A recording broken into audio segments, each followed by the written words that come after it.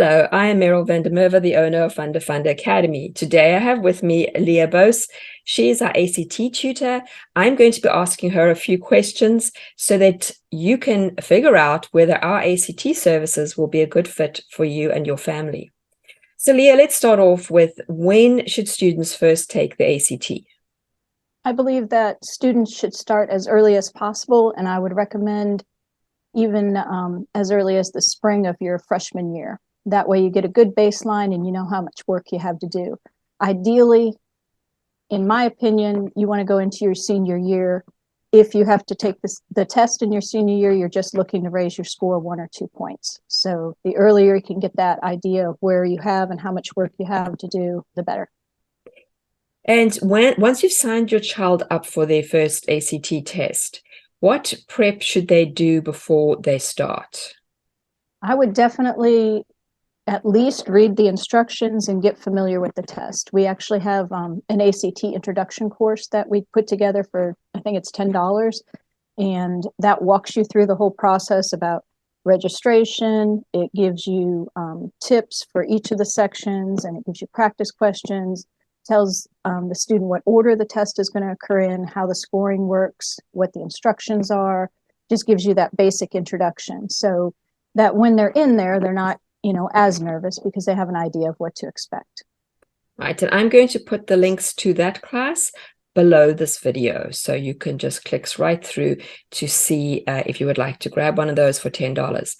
Now, once a student has already taken the test and they realize that their scores aren't where they'd like them to be, is this the time they should be coming to see you? Yes. What I will do is customize our tutoring sessions based on what the student's needs are. So, and that really varies on whether the student is scoring in the high teens, low 20s, or they're in the mid 20s, or they're over a 30. And they just have different needs. So that's why I really like the one-on-one tutoring versus just doing a class, because with the one-on-one tutoring, if a student, for example, just needs help with the math, we can focus on that instead of focusing on the whole test, which is generally what you're going to get in a group setting. Do students have work to do between sessions, or are they only yes. working on it with you? No, they have homework in between sessions. Typically, if I'm talking about a student scoring in that lower range, what we'll do is we'll start with the English section, and I will sit down and talk about strategies for the section and traps that they can find on the test, or areas where the test writers are trying to trip them up. And then we will walk through part of the passage together. And then for homework, the student will finish that passage or that test untimed in order to work on those strategies. And then the following week we will meet. We'll go over their answers. I'll be looking for patterns for the types of questions that they're missing. For example, in English, are they missing punctuation between two independent clauses? And if that's the case, then that's something that I'll review with them. Are they missing redundancy type questions? We'll talk about conciseness and those types of things. And then for homework, they'll have a timed English section. And if time allows, we'll start a new section. And then we keep doing that till we get through all 4 sections. So how many sessions do most tutoring sessions, this is one-on-one tutoring sessions, do most students need? If they're in that lower scoring range, it's probably going to be 8 to 10. It may be a little bit more if there's a particular section that's giving them a little bit of difficulty. And for example, they might want to do 2 untimed practices before we try a timed practice, because they're either having to learn a concept or review something and just struggling a little bit with that. But most of them are probably 8 to 10.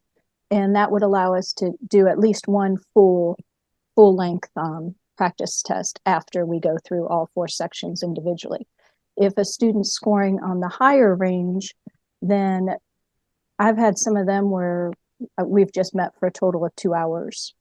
So it just kind of depends on their needs. I had a student recently who had 36s and 35s in math, reading, and science. It was English that he needed help in. He had a 31 or 32. And so we worked for about an hour and a half, 2 hours, and he actually just took his test and got a 36 across the board. So it varies with the student. And I'm And again, frugal, so I will keep it, you know, as short as we can get.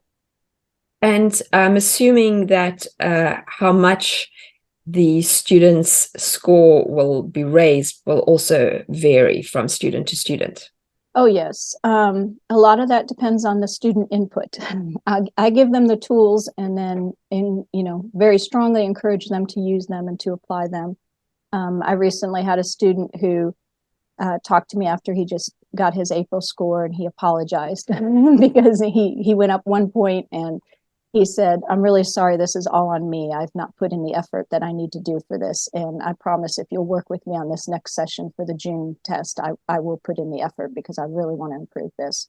So, a lot of it has to do with not waiting until the last minute, to do your practice, but taking it seriously. And if there are concepts like maybe in math, you're not as good with the unit circle as you'd like to be, view some Khan Academy videos or something and brush up on those things. Because if you don't fix those problems, you're going to continue to miss those problems on the test and you're not going to improve.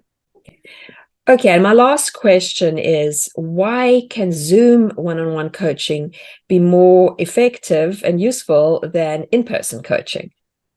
Well, Zoom offers a lot of flexibility, especially for those who are athletes or have a lot of extracurricular activity, like maybe theater or dance, that require a lot of odd hours for performances. It gives me more flexibility for scheduling them because they may not have a set time, like Tuesday at 6 p.m. that they can always meet with me.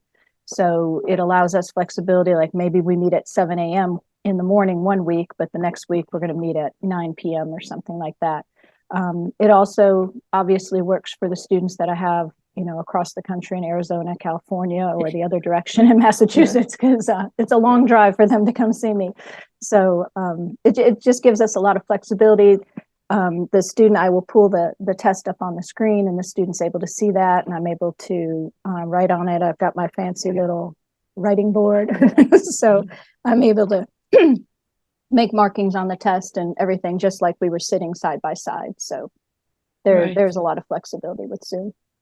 Yeah, and I would suggest that you go across to FundaFunda Academy and take a look at the ACT coaching reviews, because that will also give you a good idea as you're reading through what other parents and students have seen to see whether this is what would work for your child. So thank you, Leah. You're welcome. Thank you.